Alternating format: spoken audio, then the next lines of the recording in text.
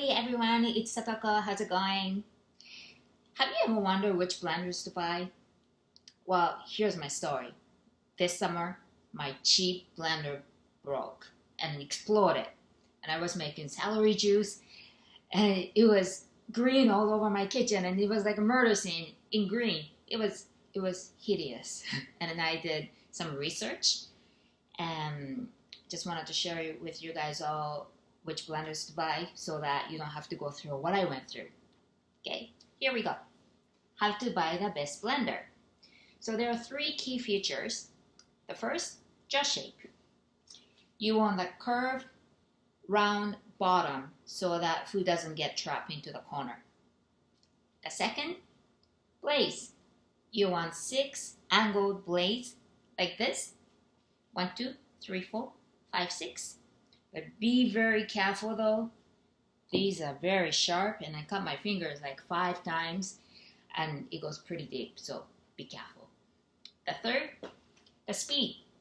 You want minimum 750 watts. Minimum 750 watts, okay? So there are 3 recommendations. First, Vitamix. It costs about $500 US and it's pretty expensive, but it's the best blender for smoothies, and it is called Rolls Royce of blender, meaning it's luxury, and you can pass down to the generation. It's expensive, but apparently it's worth it. The second, Review Hemsworth Control. It costs about $200 US, and it is the best blender for margarita. Third, Ninja Professional.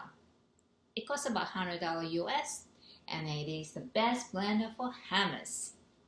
And I went for Ninja. It has 3 speeds, and it has 900 watts, and it's very, very powerful, and I'm very satisfied with it.